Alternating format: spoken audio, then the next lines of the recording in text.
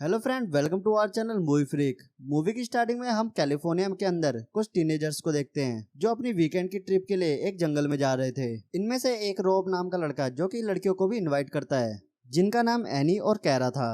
रोब के दोस्त चार्ली और ब्रैंडेड भी इस ट्रिप में आ रहे थे, जिसके बाद आगे चल के ये लोग एक गैस स्टेशन पे रुकते हैं। यहाँ पर एनी नोटिस करती है कि चार्ली अपने फोन के अंदर एक लड़की की फोटो देख रहा है। वो उससे इस लड़की के बारे में पूछती है, मगर चार्ली उसे कुछ भी बताने से मना कर देता है। वहीं ब्रैंडेड एक कैमरा लेकर कार से बाहर उतरता है और वहाँ गैस स्टेशन के आसपास देखने लगता है। उसे वहाँ पर एक पिकअप ट्रक दिखाई देता है जिसपे खून के निशान थे। ब्रैंडन उस ट्रक की फोटो ले रहा होता है कि तभी हंटर नाम का एक आदमी आकर उसे पीछे से पकड़ लेता है। यहाँ पर हंटर को लगता है कि ब्रैंडेड एक न्यूज रिपोर्टर है, इसलिए वो ब्रैंडेड का कैमरा फेंक देता है और ब्रैंडेड को एक मरा हुआ हिरन दिखाता है जिसके खून के निशान हंटर के ट्रक पे लगे हुए थे। तभी चार्ली वहाँ आता है और हंटर को शांत कराता है। यहाँ हंटर आके अपनी राइफल बाहर निकालता है, जिसे देखकर वो सभी बच्चे वो कार में बैठकर वहाँ से भाग जाते हैं। अब ब्रैंडेड के सभी दोस्त ब्रैंडेड का यहाँ पे मजाक उड़ाने लगते हैं, जिसपे ब्रैंडेड बोलता है कि उस आदमी के पास बहुत ताकत थी, क्योंकि उसने महसूस किया था कि वो उस खुद को छुड़ा नहीं पाया था। इसके बाद ये सभी एक कॉटेज के पास पहुंचते हैं, जहां पहुंचने के बाद एंडी, चार्ली और ब्रैंडेड बाहर घूमने का प्लान करते हैं। वहीं रोब और कैरा कॉटेज में ही रुक जाते हैं। यहाँ ब्रैंडेड और चार्ली आगे की तरफ जा रहे होते हैं। यहाँ पे ब्रैंडेड एक मोशन कैमरा वहाँ के पेड़ पर लगा देता है ताकि उन्हें घुसपैठियों के आने का पता चल जाए, क्योंकि ये जंगल काफी खतरनाक था। यहाँ चार्ली और ब्रैंडन को एक अनजान घर दिखाई देता है। इस घर के बाहर काफी सारे जानवरों के सर लटके होते हैं। उन्हें अंदर जाकर कई सारा मिलिट्री का सामान और काफी हथियार मिलते हैं। तभी एंडी को वहाँ पर अस्थमा का अटैक आने लगता है और वो इनहेलर्स यूज करने लगती है। तभी उन्हें पता चलता है कि ये घर तो उसी आदमी का है जिसने ब्रैंडेड के ऊपर हमला किया था, जो कि एक टाइम पे एक एस्ट्रोनॉट था। तभी वहाँ पर हंटर आ जाता है और हंटर को देखकर वो वहाँ से भागने की कोशिश करते हैं, लेकिन दरवाजा नहीं खुलता। इसके बाद वो तीनों खिड़की से कूदकर वहाँ से भाग जाते हैं। दूसरी तरफ कैरा और रॉब को न्यूज से पता चलता है कि मौसम काफी खराब होने वाला है और आसमान में बादल एक ही जगह गोल गोल चक्कर लगा रहे हैं। ये न्यूज रिपोर्टर सभी लोगों को घर के अंदर रहने की सलाह देती है। यहाँ ब्रैंडेड, एनी और चार्ली घर के बाहर खड़े होकर आसमान की तरफ देख रहे होते हैं, जिसे देखकर वो काफी घबराने लगते हैं। दूसरी तरफ हम एक मिलिट्री बेस को देखते हैं, जहाँ पर ऑफिसर एक पुरानी इन्वेस्टिगेशन फाइल को बाहर निकालते हैं, जिसका नाम प्रोजेक्ट ब्लू बुक था। उस फाइल में उस घटना के बारे में लिखा हुआ था जब काफी सारे लोग अनजान तरीके से गायब होने लगे थे। तभी वहाँ पर रोमन होविक नाम के आदमी को बुलाया जाता है, जो कि एक टाइम पे एक एस्ट्रोनॉट था। यहाँ पे एक कर्नल रोमन होविक को अपना एक्सपीरियंस बताने के लिए बोलता है कि वो कैसे किडनैप हुआ और एलियंस ने उसके साथ क्या किया। यहाँ पर रोमन बताता है कि वो लोग एलियंस से नहीं जीत सकते और वो एलियन काफी एडवांस क्रिएचर है, इसीलिए उन सबको उसके आगे हार मान लेनी चाहिए। वो उन्हें अपने हाथ पर बने कुछ निशान को भी दिखाता है, जो उन एलियंस के एक्सपेरिमेंट का नतीजा था। यहाँ कॉटेज पे ब्रैंडेड देखता है रात भर गाड़ी की लाइट चालू होने की वजह से उनकी बैटरी खत्म हो गई है। अभी नहाते समय रोब, चार्ली, एनी और कैरा वहाँ जैकोजी के अंदर टाइम पास करने लगते हैं। वहीं ब्रैंडन मोशन कैप्चर कैमरा को चेक करने लगता है। इसके कुछ समय बाद रेनी और चार्ली एक कमरे में बैठ जाते हैं। यहाँ पर चार्ली एनी को उस लड़की के बारे में बताने लगता है जिसकी फोटो वो अपने फोन में देखता था। चार्ली उसे बताता है कि उसकी एक गर्लफ्रेंड थी, वो एक कार एक्सीडेंट में मर चुकी है और वो अभी उसे भुला नहीं पा रहा। वहीं दूसरी तरफ हंटर जंगल में कुछ लकड़ियां काट रहा होता है और आसमान की तरफ देख रहा होता है। इसके बाद हंटर और दूरबीन से उन बच्चों के ऊपर नजर भी रखने लगता है। तभी वो दिखता है कि आसमान से अजीब से दिखने वाली स्पेसशिप किसी चीज को ऊपर खींच रही है। अभी इस स्पेसशिप को देखकर हंटर एकदम से पैरालाइज हो जाता है, लेकिन कुछ देर बाद वो पहले जैसा नॉर्मल हो जाता है। अभी वहीं जब कैरा और रॉब जब सोने चले जाते हैं, तभी आधी रात को कैरा खिड़की के पास खड़ी होकर बाहर आसमान की तरफ देखने लगती है। यहाँ रॉब नोटिस करता है कि कैरा बाहर आसमान की तरफ देख रही है, लेकिन कैरा अपनी नजरें नीचे नहीं करती, जैसे कि वो स्पेसशिप को देखकर एकदम से हिप्नोटाइज हो चुकी है। यहाँ पर रॉब कैरा को चल के सोने के लिए बोलता है, लेकिन तभी कैरा बेहोश हो जाती है। ये देखकर रॉब अपने बाकी साथियों को आवाज लगाता है। कुछ समय बाद कैरा को जब होश आ जाता है, तभी उनको मोशन कैमरा की मदद से पता लगता है कि हंटर उनके घर के आसपास मंडरा रहा है। ये देखकर रॉब अपनी बंदूक लेने के लिए अपनी कार की तरफ भागता है। वापस अंदर आते वक्त उसका पैर किसी चिपचिपी चीज पर पड़ता है और उसे वहाँ पोर्ट के अंदर एक एलियन नजर आता है। ये देखकर वो काफी ज्यादा डर जाता है और वापस कोर्ट के अंदर चले जाता है।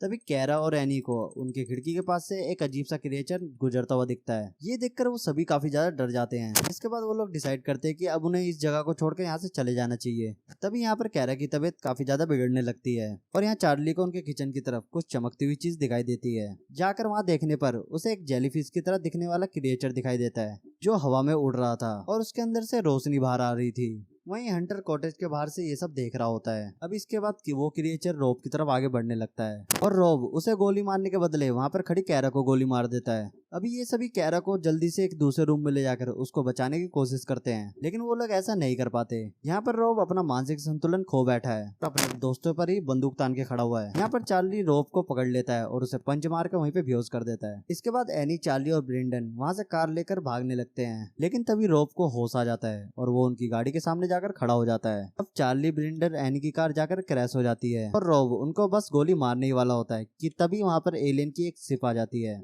और रोब को वहाँ पर ऊपर खींच लेती है। ये सब देखकर वो तीनों जंगल की तरफ काफी तेजी से भागने लगते हैं, लेकिन एनी अभी रुककर अपनी अस्थमा की दवाई लेने लगती है। वहीं ब्रेंडन चार्ली और एनी को छोड़कर वहाँ से काफी तेजी से भागने लगता है, लेकिन आगे पहुंचते ही उसका पैर एक ट्रैप में फंस जाता है जो कि हंटर द्वारा लगाया हुआ था।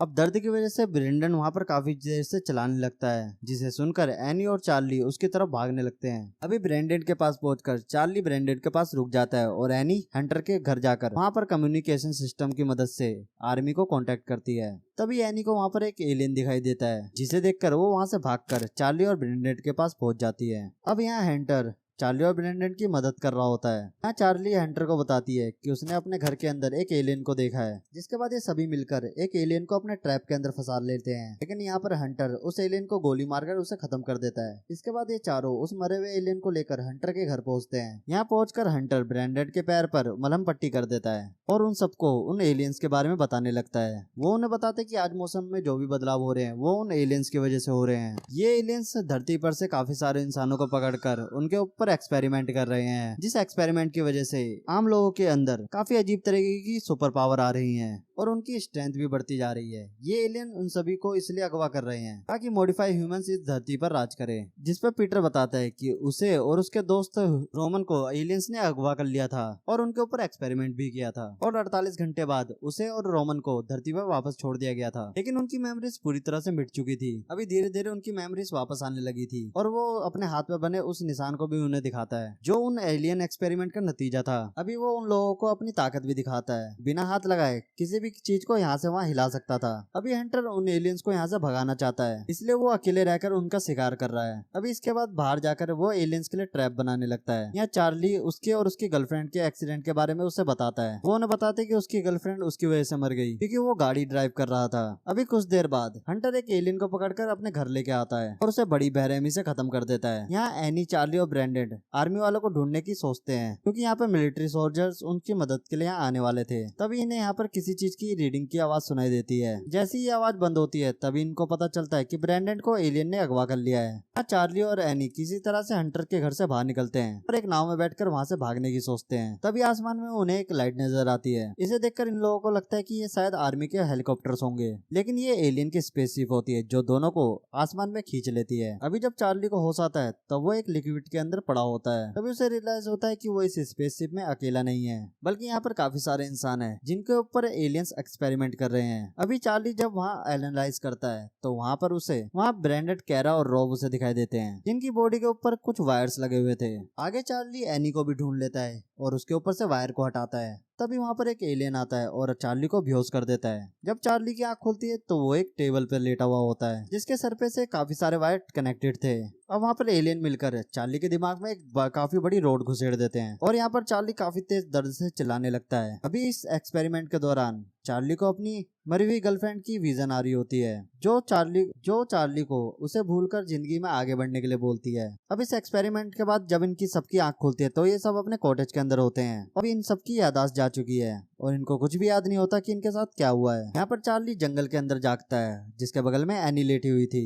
दूसरी तरफ ब्रेंडन और रॉब अपनी एक्सीडेंट पड़ी हुई कार को हाथ से ही खींचकर बाहर निकाल लेते हैं। तभी हमें पता लगता है कि अब इन लोगों में काफी ज्यादा ताकत आ चुकी है। इसके बाद हम एक न्यूज रिपोर्टर को देखते हैं जो बता रही होती है कि धरती का वातावरण अब पहले जैसा नॉर्मल हो चुका है। दूसरी तरफ हम हंटर को देखते हैं जो एलियन की चमड़ी निकाल रहा होता है, जो बोलता है कि आज के बाद एलियन कभी भी धरती पर नहीं आने वाले। जिसके बाद आर्मी ऑफिसर्स सभी को आगाह करते हैं कि सभी लोग अपने अपने घर में खुद को क्वारंटाइन कर लें। इसके बाद वो अपने सोल्जर को ऑर्डर देते हैं कि वो उन सभी लोगों को मार दे जिनके ऊपर एक्सपेरिमेंट हुए हैं। अभी उन लोगों का वेकेशंस भी खत्म हो जाता है और ये सब कार लेकर वापस अपने घर की तरफ जाने लगते हैं। तभी उन्हें कुछ सोल्जर्स रोक लेते हैं और उनकी चेकिंग करने लगते हैं। यहाँ सोल्जर्स देखते हैं कि इन सभी के शरीर पर उन एलियन एक्सपेरिमेंट के निशान हैं और ये सोल्जर्स उन्हें मारने की सोचते हैं। लेकिन यहाँ पर चार्ली उन सोल्जर्स के दिमाग को पढ़ लेता है। तभी वो सोल्जर रॉब, एनी और ब्रैंडन गोली मार देता है। लेकिन चार्ली अपनी पावर्स की मदद से उन सोल्जर्स की गन लेकर वापस उन्हें गोली मार देता है। तभी यहाँ पर हंटर भी अपनी गन की मदद से उन सोल्जर्स के ऊपर हमला कर देता है और यहाँ पर वो अपनी चार्ली की जान बचा लेता है। यहाँ पर एनी और ब्रैंडन किसी तरह से बचकर जंगल की तरफ जाने लगते हैं, ये सोचकर कि रॉब और कैरा शायद मर गए होंगे। तभी रॉब और कैरा के घाव अपने आप ठीक हो जाते हैं और वो वहीं पर वापस जिंदा हो जाते हैं। मूवी के आखिरी में एनी, ब्रैंडन और चार्ली को देखते हैं जो आसमान की तरफ देख रहे होते हैं। तो दोस्तों ये मूवी यहीं पे खत्म हो जाती है। अगर आपको मूवी एक्सप्लेन पसंद आया हो तो हमारे चैनल मूवी फ्रीक को सब्सक्राइब कर दीजिए। मिलते हैं ऐसी मजेदार मूवी के साथ, तब तक के लिए गुड बाय।